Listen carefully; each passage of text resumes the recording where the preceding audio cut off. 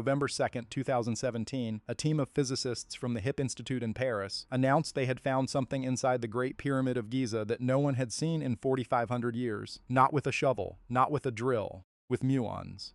Muons are subatomic particles produced when cosmic rays hit the upper atmosphere. They fall through the sky constantly, in every direction, passing through stone the way X-rays pass through flesh. By placing detectors inside the pyramid and mapping where muons collect and where they don't, you can see inside solid rock without touching it.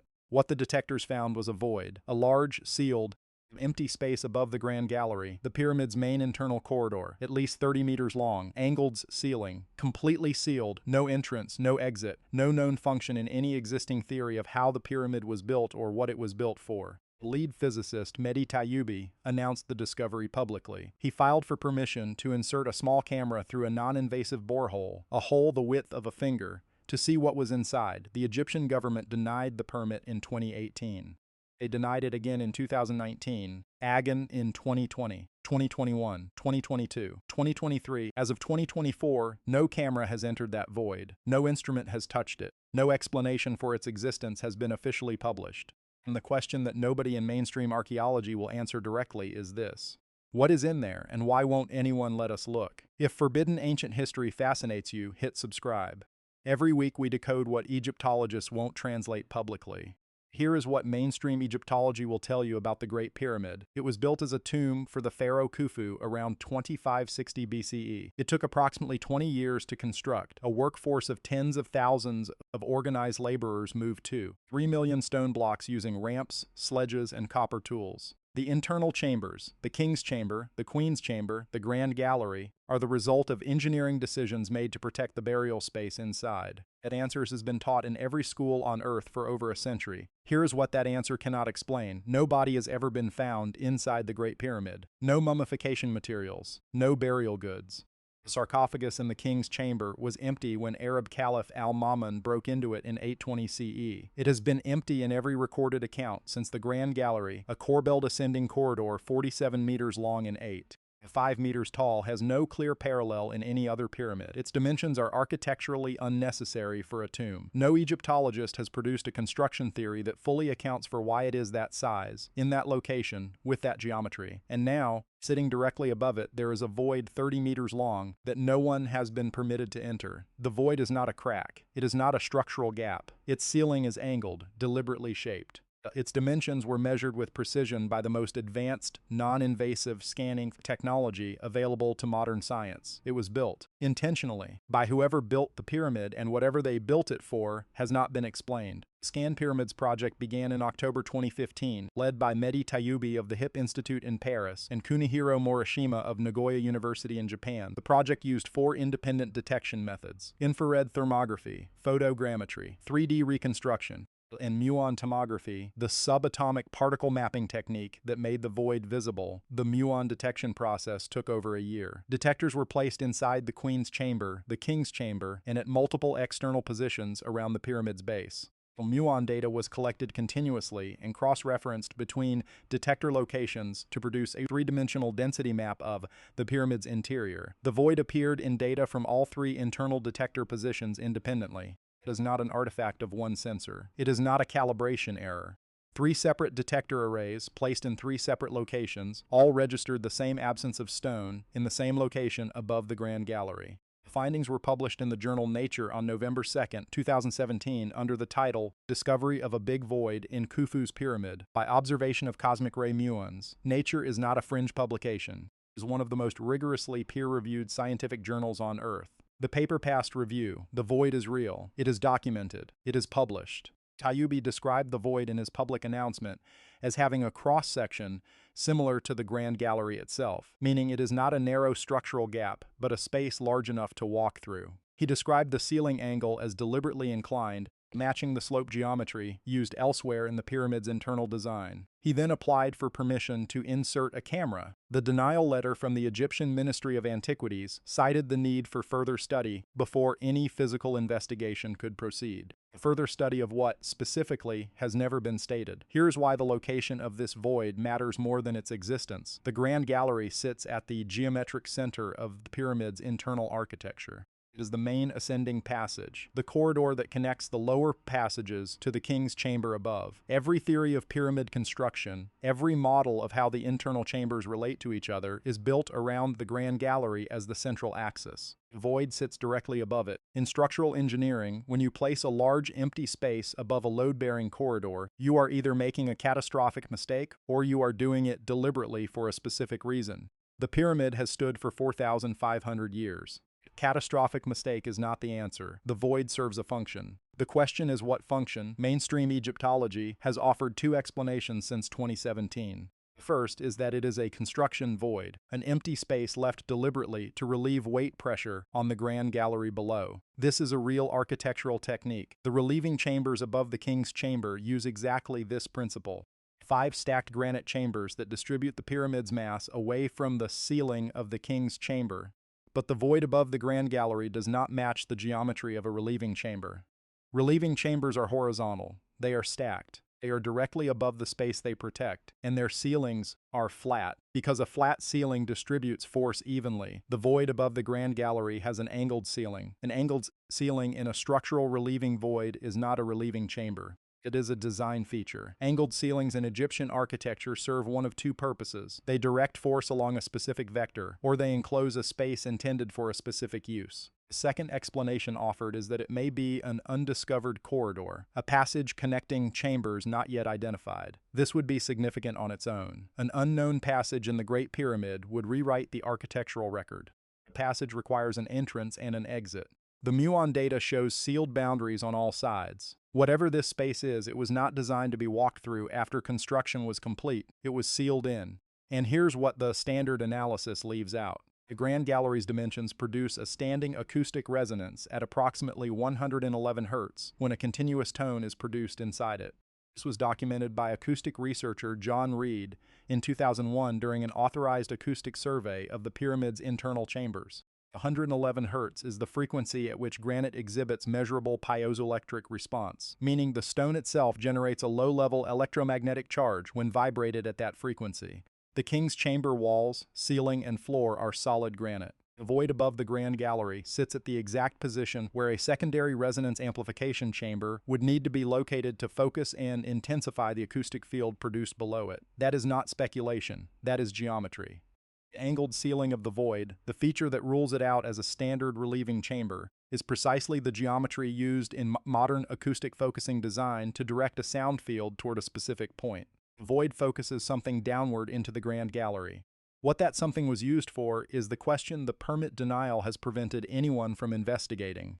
Let's be precise about what has been denied and when. November 2017, TUB announces the void publicly and applies for a borehole permit. A non-invasive 1 centimeter diameter hole to insert a fiber optic camera. No excavation, no removal of material. A camera on a cable. 2018 denied. Reason stated. Further study required. Z21-9 denied. No reason stated publicly. 2020 denied. The Egyptian Ministry of Tourism and Antiquities, which absorbed the Supreme Council of Antiquities in a 2011 restructuring, cites ongoing assessment. 2021 denied. 2022. A revised application from the Scan Pyramids team, now including researchers from Cairo University, is submitted with a detailed non-invasive protocol. Denied. 2.2T3. Denied. This is not bureaucratic slowness. Bureaucratic slowness produces delays. Produces requests for additional documentation. It produces approvals that take longer than expected. What 7 consecutive annual denials of a non-invasive camera insertions produces is a decision. A consistent, repeated, deliberate decision that no camera will enter that void. The question is why. The Scan Pyramids project has full Egyptian government cooperation on every other aspect of their research. The infrared scanning was approved. The photogrammetry was approved. The external muon detector placements were approved. The publication in Nature was not blocked. Only the camera is denied. Only physical access to the void itself is denied. And here is what makes that specific. A fiber optic camera inserted through a 1 centimeter borehole cannot damage stone. It cannot remove material. It cannot alter the void in any way. The only thing it can do is show what is inside. Showing what is inside is what has been denied. The void above the Grand Gallery is not the first internal anomaly the Egyptian government has declined to investigate. In 1993, German engineer Rudolf Gantenbrink sent a robot camera called Upuat-2 up the southern shaft of the Queen's chamber. The shaft is too narrow for a human being. The robot traveled 63 meters and stopped at a small limestone door fitted with 2 copper handles. Gantenbrink photographed the door. He reported it. The Egyptian Antiquities Authority revoked his access permit and handed the shaft to a different team. In 2002, a robot operated by a team from the University of Leeds pushed through Gantenbrink's door and found a second sealed door beyond it. On the floor of the small chamber between the 2 doors, the robot's camera captured carved markings, deep-cut lines arranged in a pattern that the team's engineer described in their preliminary report as consistent with a load-bearing alignment diagram. Those photographs were submitted to the Supreme Council of Antiquities under the authority of then Secretary General Zahi Hawass. They were classified as restricted findings under review. They have not been published. In 2020, a ground-penetrating radar survey conducted by a joint team from Cairo University and the German Archaeological Institute detected a series of large voids beneath the Sphinx enclosure at depths between 4 and 12 meters. The boundaries of the voids are geometrically regular, meaning they do not match natural rock formations. They read the way constructed rooms read on radar return. The excavation permit was denied. In 1991, seismographer Thomas Dobecki detected a rectangular cavity approximately 9 meters below the surface directly beneath the Sphinx's left front paw. The cavity's geometry, regular, right-angled, is inconsistent with natural geological formation. The permit to insert a borehole camera was denied without explanation. What the museums don't mention is how consistent this pattern is.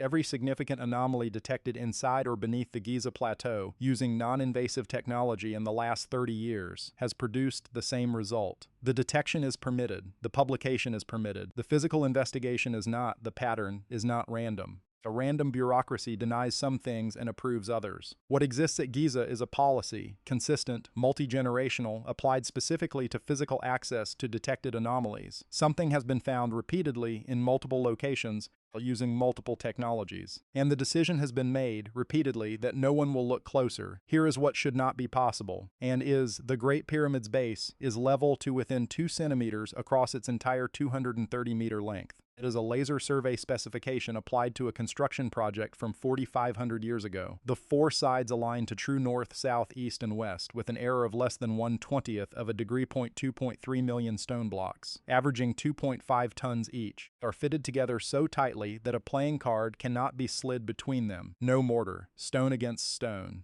Fitted to tolerances that a modern mason working with power tools would consider a serious professional achievement. These are not disputed facts. They are measurable. They have been measured. No ramp-based construction theory fully accounts for this precision. Ramps move blocks. Ramps do not fit them to sub-centimeter tolerances. The fitting precision is a separate problem from the moving problem, and it has never been adequately solved by the standard model. The void above the Grand Gallery adds a third problem. The muon data shows the void has an angled ceiling. The angle has been calculated from the muon density maps. It matches, within measurement error, the angle of the Grand Gallery below it, 2 spaces, one above the other, with matching angular geometry, sealed off from each other by solid stone. In acoustic physics, 2 chambers with matching angular geometry produce coupled resonance. They amplify each other's frequency signatures. The Grand Gallery's resonance at 111 Hz, focused upward into a chamber with a matching ceiling angle directly above it, produce an amplified standing wave field of significant intensity at the boundary between them. What that field was used for is not recorded in any published text.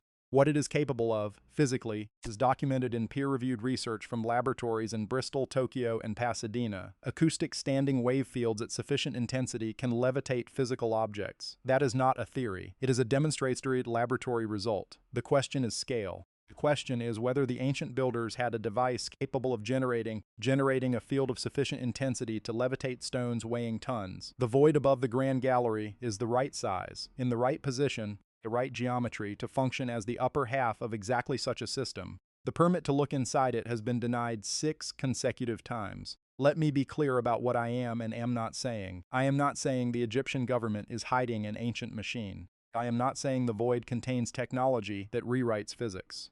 I am not asking you to believe anything that cannot be supported by the documented record. What the documented record shows is this. A void at least 30 meters long with a deliberately angled ceiling exists inside the Great Pyramid directly above its main internal corridor. It was detected by 3 independent sensor arrays and published in Nature in 2017. Its existence is not disputed by anyone. function is unknown. Every permit to physically investigate it has been denied for 7 consecutive years. The same pattern, detection permitted, physical access denied, applies to the sealed chamber behind Gantenbrink's door, a floor diagram found by the Leeds robot in 2002, the radar anomalies beneath the Sphinx enclosure, and the rectangular cavity under the Sphinx's left paw. These are not fringe claims. They are published findings from credentialed research teams using peer-reviewed methodology, and every single one of them sits behind a permit that has not been granted.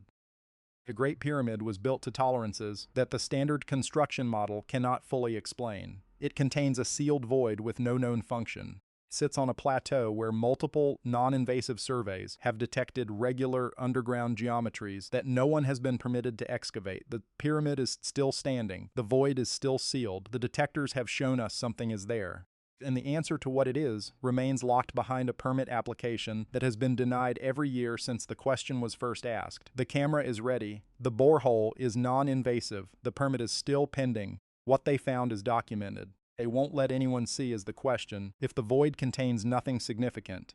If it is a standard relieving chamber with an unusual ceiling angle, opening it costs nothing and closes the debate permanently. The fact that it has not been opened is the most interesting data point in this entire story. Drop in the comments. What do you think is in the void? A construction anomaly?